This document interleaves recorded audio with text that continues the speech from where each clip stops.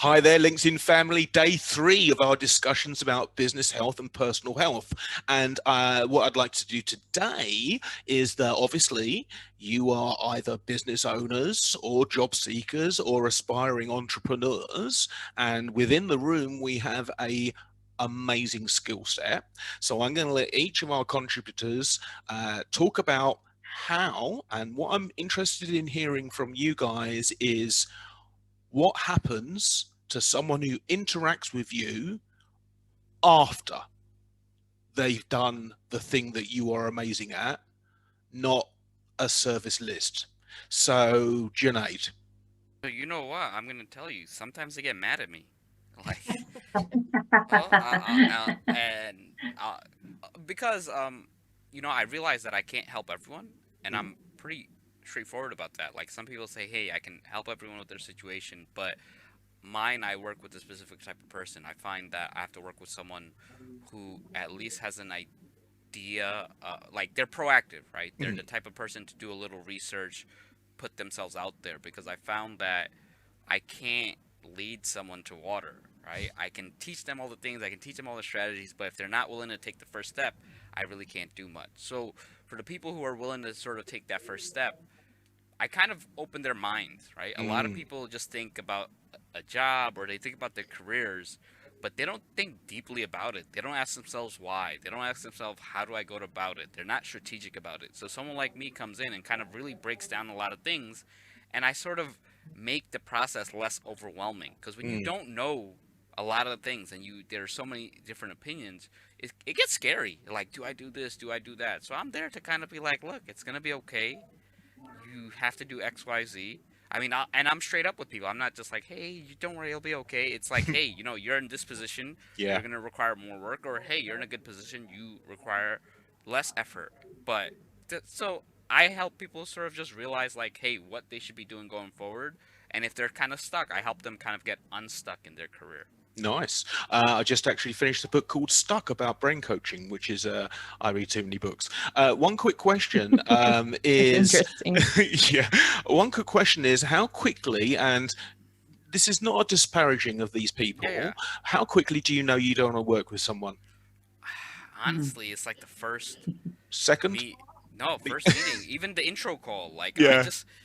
just feel something. You just feel there's not a connection. You feel that they're gonna, like, I had one recently. I just knew, and the person sent me like a, I don't know, like hate mail or something, and Mm, they're like, "What are you doing?" And I just thought, I don't need your feedback, no, right? Not no. that I'm not open to feedback, but I look for feedback from a specific person. And I told Hannah, I was like, "Look, I respect your feedback, because if you take feedback from everyone, it's kind of very hard to take what's right for you and what's not right for you. So I'm very Absolutely. selective with my feedback. Like I'll listen, but I may not, because I kind of think about the person and their level of expertise and also the relationship I have with them.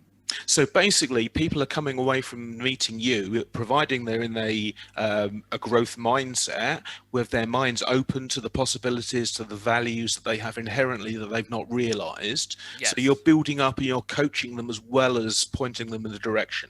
Yeah. Yes, that's true. Like for example, I can't provide therapy, as Marisa can kind of say. It's like I make sure to let people know that there are some people who require therapy, and that's not my place. And I find it harmful for a lot of people who kind of say, yes, I can, because there's a difference between depression, trauma, and all that. I could help them if they're working on that in some capacity. I help them in a different aspect.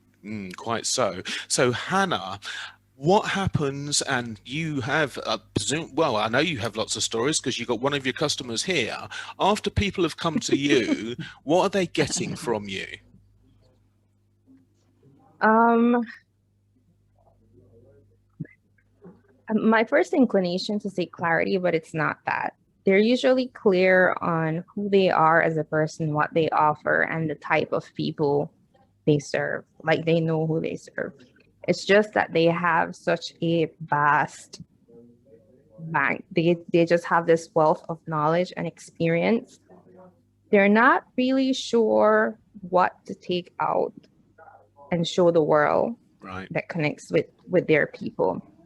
So that's why on my LinkedIn headline I say connect your vibe to your tribe. Indeed. Um, because what I do is if I really learn, try to learn our conversation. I learn about you and your story, and then I also learn about the people you serve.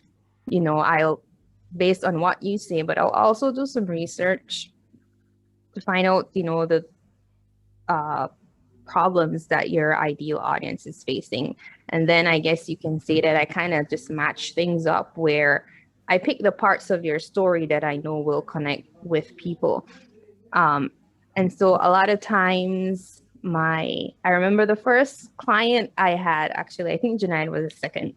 The first client I had, I remember after I sent her the first draft and, you know, she sent me her response and she didn't write it out to me. She recorded a video and she sent it. She was like, Hannah, wow. Like, I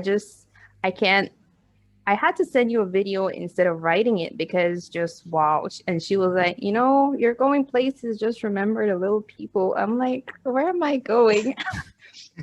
And so I found that after I've worked with people, they are then seen for who they want to be seen as and by the people they want to see them, you know, so they get to connect with people better. A lot of my past clients have said, you know, after reading my LinkedIn profile, you know, this prospect said that they decided to reach out to me because of what I had on my profile. So that's been encouraging on this journey of mine, because all the time I feel like I'm still figuring where I'm going and all of that. And so that feedback is helpful, knowing that I can be helpful. You know, helpful, definitely. And you know what's most interesting is, so if you study neuro-linguistic programming, you know that when people look up, they're imagining pictures, they're seeing pictures, and as you talk, you are so in the visual representation, and I can see how your mind reaches across to these areas of information and the bits of their story, and as you pull it together in a way that is unique, and it actually, again, like Junaid, you're lifting people up. Yeah, I guess you can call it that. Nice. All right. Okay.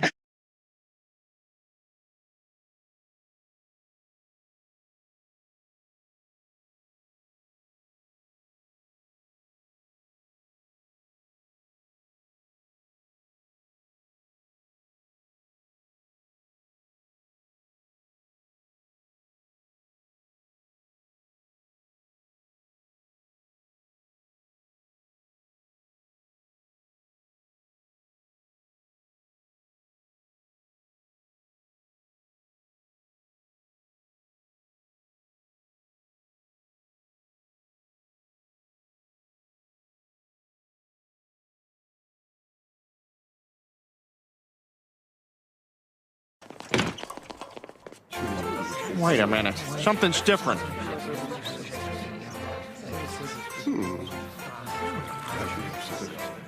Evening, gents. How about a nice warm lager? And help yourself to a packet of crisps. Or a ruddy nice plum pudding. Holy crap! It's a gay bar! They turned the Drunken Clam into a British pub? Oh, well, at least they still got sports on TV. The new bowler for Somerset is off-spinner Heath, who has a cover point, long on, square leg, deep extra cover, and 2 short legs. What the hell is he talking about? Oh, it's cricket. Marvellous game, really. You see, the bowler hurls the ball towards the batsman, who drives the player with a fine leg. He endeavours to score by dashing between the creases, provided the wicket-keeper hasn't whipped his bails off, of course.